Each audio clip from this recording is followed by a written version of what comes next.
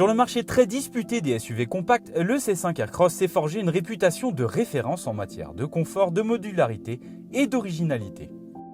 Et la référence tout court aujourd'hui en Europe, c'est lui, le Hyundai Tucson, un vrai best-seller qui a débouté les Tiguan, Qashqai et 3008 de leur trône en un peu plus d'un an. C'est donc à lui que se mesure le C5 Aircross et tant qu'à faire en version hybride rechargeable.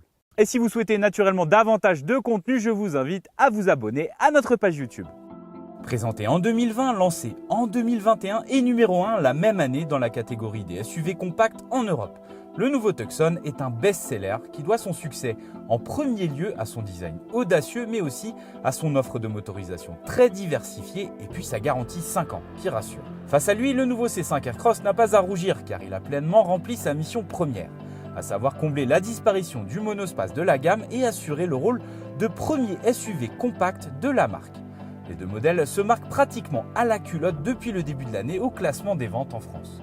Un design fort, c'est ce qui plaît aux clients. Hyundai et Citroën l'ont bien compris. Le Tucson s'est totalement métamorphosé en 2021, misant sur une face avant inédite où les projecteurs se fondent dans la calandre. Et le design chez Citroën, on connaît. Le français s'est très rapidement distingué de la concurrence à son lancement en 2018, grâce à des lignes joviales et tout en rondeur. C'est terminé, le restylage a remis le C5 Aircross au centre du village, à travers une face avant plus solide et menaçante. À bord, deux écoles se font face. Un petit nid douillet vous attend à bord du C5 Aircross où l'ambiance est feutrée et relaxante, une fois assis sur les sièges larges et moelleux. Les matériaux sont soignés sur la partie haute, mais la télématique est à la traîne comparée au Tucson, dont le système multimédia, placé peut-être un peu trop bas, s'avère bien plus performant à l'utilisation. On retrouve d'autres originalités comme une instrumentation numérique dépourvue de casquette ou encore des aérateurs qui courent sur toute la largeur.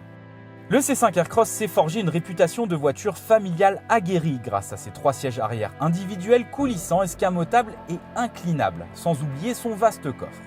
Mais sur cette version hybride rechargeable, elle marque le pas. La particularité du C5 Aircross, c'est la présence de 3 sièges arrière indépendants et coulissants. Mais vous allez voir que la valeur ajoutée par rapport au Tucson qui lui n'en dispose pas est quasi nulle. Pourquoi ? Eh bien, une fois qu'elles sont reculées à fond, on est censé privilégier l'espace aux jambes. Eh bien, face au Tucson, c'est du kiff-kiff bourricot. Mais une fois qu'on la coulisse en avant sur 15 cm, eh bien, on est censé disposer d'un plus grand volume de coffre à bord du C5 Aircross. Mais ce n'est pas le cas. Effectivement, une fois la banquette du C5 Aircross avancée au maximum, le volume de coffre grimpe à 600 litres contre 558 pour le coréen. Mais dans ce cas-là, aucun passager ne peut s'asseoir. Banquette en place ou rabattue, le coréen offre 100 litres de plus que le français, soit l'équivalent d'une grosse valise. Dans les deux cas, le plancher modulable disparaît pour permettre de loger les batteries ainsi que les câbles. Au décompte des points, le Tucson remporte la partie pratique.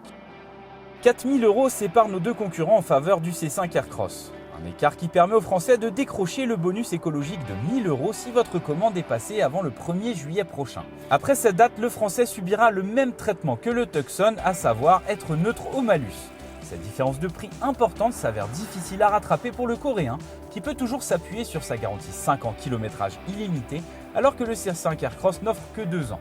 Mais au décompte des points, le Français s'avère plus accessible. La tendance s'inverse totalement sur le thème du rapport prix-équipement, car il faut d'emblée prendre en compte le niveau de puissance supérieur et la transmission intégrale proposée par le Tucson.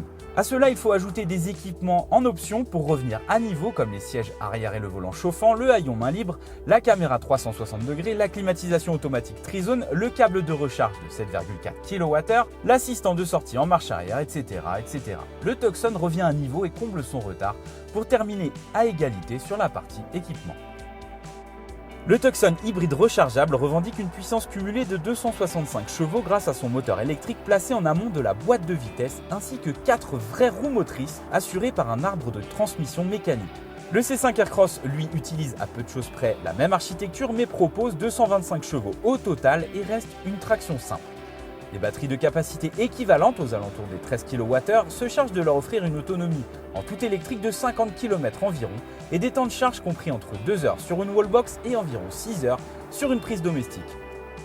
Le Tucson est le seul des deux modèles à disposer d'une transmission intégrale. C'est un point fort assurément pour la tenue de route, mais aussi la polyvalence, mais ça ajoute aussi du poids. Et le Tucson est une voiture lourde qui pèse environ 1900 kg. C'est environ 200 kg de plus que le C5 Aircross. Du coup, ça influe naturellement sur les niveaux de consommation.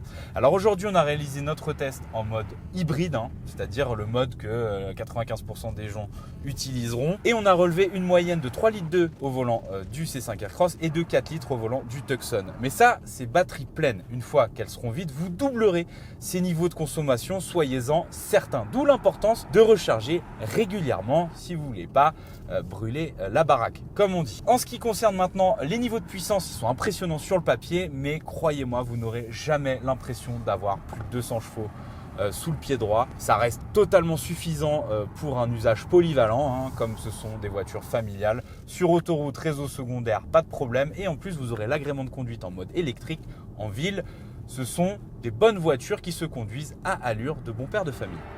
Question comportement routier, nos deux modèles privilégient le confort. Le C5 Aircross prend l'ascendant grâce à son amortissement souple, davantage travaillé, ses sièges plus confortables et son insonorisation de très grande qualité. Le français est un excellent voyageur qui affectionne un peu moins les courbes que le Tucson. En contrepartie, le coréen offrira une motricité supérieure et surtout un roulis moins prononcé. Son châssis équilibré et sa polyvalence supérieure nous amènent à le placer en tête sur la partie dynamique. Malgré des tarifs plus élevés, le nouveau Tucson remporte cette première confrontation face au C5 Aircross, et notamment en raison de son intérieur plus moderne, des technologies de pointe et surtout une meilleure exploitation de l'espace proposé. Et enfin, son niveau de polyvalence supérieur apporté par les 4 roues motrices. Mais attention, le C5 Aircross reste toutefois un morceau de choix sur le marché des SUV compacts.